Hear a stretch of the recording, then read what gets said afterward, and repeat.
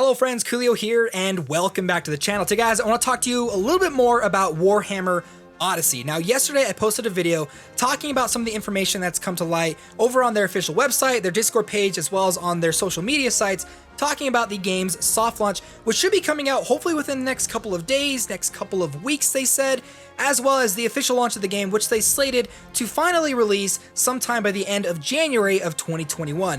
Now that's only 2 months away, and so we should be able to get our hands on the game very soon. But in today's video, what I want to talk about is actually go over what kind of content, what kind of information, what kind of gameplay experience that we can expect jumping into the old world of Warhammer and Warhammer Odyssey. So if you guys enjoyed today's video, want to see more videos on Warhammer Odyssey, then make sure to hit the like button and subscribe to the channel. And so what I've done is I've actually gone to their official website, I've gone to all these interviews, social media pages, posts, everything to gather as much information as I possibly can about all the different kinds of content that we can expect for the game's official launch. Now they did state that with the soft launch coming out within the next couple days or weeks or whenever it finally drops, because they didn't give us a specific date, it's very vague at this moment, sometime before the end of the month. But they didn't give us exactly what regions or what kind of content that we can expect. Now, a lot of people, as of this point, expect that the regions that the game is going to become available for soft launch are regions possibly like Brazil or the Philippines, because those are really, really big and popular mobile gaming places. So in my personal opinion, that's probably where these soft launches are going to happen. Don't quote me on that. Now, they also talked about how they want to do sort of a tiered release of the kind of content that we can expect to play during soft launch. So when soft launch eventually comes, there may be some limited restrictions on level or classes or regions that we can explore. And even though they haven't given us all of the details that we can expect in the game, they have given us quite a lot of what we can expect for the official launch. And so what I'm going to do, I've got a list here of all the things that are going to be in the game, at least for launch, as well as talk about a couple of things that they have planned for some future content updates. So the first thing I want to talk about is the world that we're going to be playing in. Now we're going to be playing in the old world of Warhammer. Now if you're not a big fan of Warhammer, if you haven't been following like the lore and stuff, they recently did a kind of lore refresh specifically for their tabletop game where it's now called the Age of Sigmar. Now the old world of Warhammer may be familiar to MMORPG players that played Warhammer Age of Reckoning. So that's the kind of world that we can expect to play in. Now they haven't really given us a lot of details of a lot of different places in the world, but they have given us information about 3 specific locations. Now the first location I want to talk about is Marienburg, which they say is going to be the central hub to basically the entire game and will be kind of the starting zone. So for the first soft launch, or wherever that's going to happen, I believe the main content that we're going to be able to experience is the starting levels and the location of Marienburg, teaching us things like combat, questing, possibly crafting, the auction house, your classes, and things like that. Now the next location after that, which I believe will probably be within the range of like levels 10 to 20, again I'm kind of just speculating here, will be Drockwald Forest. I'm really excited for this. We've seen this in some of the gameplay videos. It looks beautiful. They talk about how they want this to be sort of a trapped in the woods experience for players where it's dark, it's foreboding, there's monsters everywhere, and I think we might be able to experience maybe our first open world bosses in this place. Now the next location, which is actually something they just recently announced maybe like a few weeks ago or a few months ago, is a place called the Wasteland, which is going to be very different from Marienburg and Drockwald Forest, as this is going to be a very large open world area with us kind of questing and fighting back against this dark elf raid. They said it's going to be a pretty interesting story location, and even in some of the art and stuff we can see kind of giants in the background, which may be a really great place for some pretty epic open world boss fights, which we'll talk about in just a second. They also talk about how there are going to be iconic locations within the old world of Warhammer released in the future with these episodic content updates, which leads me into the next thing I want to talk about is their sort of overall plan moving forward with the game. Now they specifically talk about how they are going to have an episodic content update with the game where every few weeks, few months, they're going to drop a major update to the game, possibly adding in new zones, new questing, adding in new genders, new world bosses, new dungeons, new raids, and things like that. We don't know exactly how that's going to pan out, but I do have a couple of ideas, which we'll talk about a little bit later in this video.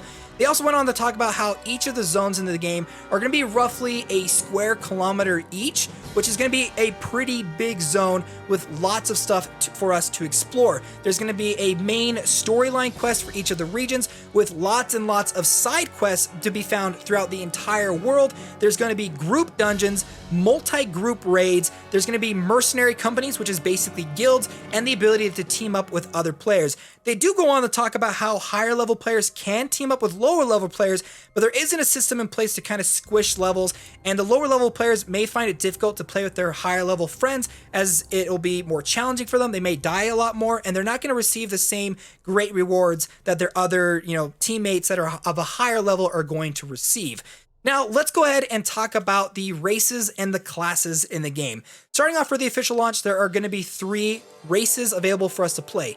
There are the High Elves, the Humans, and the Dwarves. Now, there's going to be a total of 6 classes: the Archmage, the Shadow Warrior, both of those classes are for the High Elf. Then there's the Witch Hunter and the Warrior Priest for the Human, and then the Slayer and the Engineer for the Dwarf.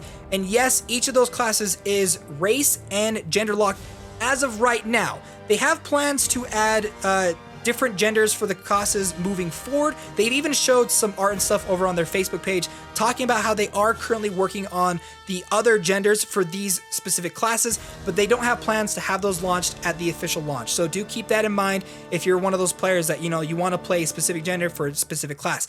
But do keep in mind that the classes are race locked. So if you want to play as an Archmage, you're going to have to be a High Elf. If you want to play as a Warrior Priest, you're going to be a Human. If you want to play as a Slayer, you're going to be a Dwarf. And that's not just, an MMO mechanic. If you guys know the lore of the old world of Warhammer, you're going to know there is lore reasons as to why the other races can't play those specific classes. Now, even though there are 6 classes in the game, each of those classes is going to have 2 specializations. So once you reach level 10, you're able to kind of specialize your character into different types of gameplay. For example, they gave us the Archmage, where you can either specialize them towards AoE and single target damage, or you can specialize them towards support, where you can do things like healing, buffing, and debuffing enemies. So in total, there's going to be 12 distinct class gameplay styles when the game does officially launch. Now, they did show us some gameplay of the character creation. It's pretty basic. It will give us an opportunity to kind of create our characters the way that we want, with things like skin tone, face options, beard, eye colors, things like that. It's a pretty simple, straightforward character creation. Now, I did talk about things like questing, storyline, groups, and stuff. There will be open world bosses for us to play, which I'm really excited for. They're supposed to be dropping some pretty awesome loot, so we'll incentivize players to go and take them down together.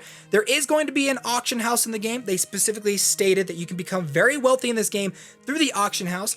There is a fast travel system in this game. Now, the fast travel system, how it works is as you get to a new region, a new fast travel point, once you unlock it, it now becomes available for you to be able to fast travel it whenever you want.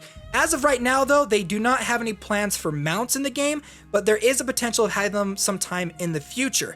Now, talking about cosmetics and talking about mounts and stuff, they did state there's not going to be any kind of crazy transmog system where you can just like make every single piece of your armor look a certain way or just make your character look absolutely crazy. But they did state there are going to be lots of different armors and weapon sets in the game to customize their characters and make them look really, really cool, as long as they kind of stay within the bounds of their races and of their classes.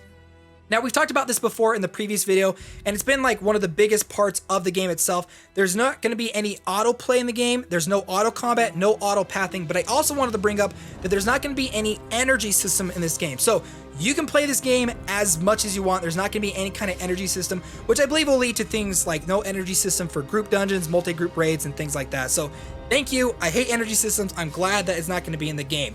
Now, another thing they went on to state in one of their most recent interviews is at launch there will not be any PvP. However, they are planning on having PvP released in the game for a future content update. So if you're a player that loves PvP, don't fret, it will be in the game, just not at launch. They want to focus specifically on the PvE content with groups, raiding, and the mercenary companies or the guilds in the game. Now, a couple of other things I kind of want to talk about is the iconic characters. This is mainly for people that are really big fans of the Warhammer lore, but we can see some pretty iconic characters, which I believe will lead us into some very special side quests and dungeons and things like that. They've announced Edvar van der Kral, who is the leader of the Mannen's Blade, which I think we'll probably meet him in Marienburg. And then we've also got Gotrek and Felix are another pair of iconic heroes that are going to be in the game that they say that we can interact with, that will potentially have some pretty awesome questing that we can participate with them in the game.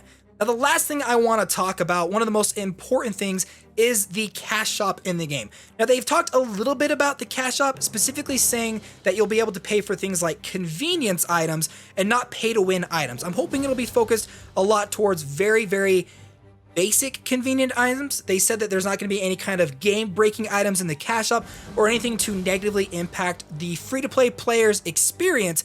I'm just hoping that they're going to add a lot of really awesome cosmetics and potentially mounts in the future, but they're not going to have any pay to win in the cash shop. Again, cross your fingers. We'll see that once the official launch comes out, when we get a chance to actually see what's in the cash shop. So there you guys go, a breakdown of all the content that is going to be in the game, at least at the official launch, as well as some discussions of future potential content updates that they are working on. Again, if you guys enjoyed today's video, if you want to see more videos on Warhammer Odyssey, then make sure to hit the like button and subscribe to the channel. Well, friends, my name is Koolio, and I'll see you next time.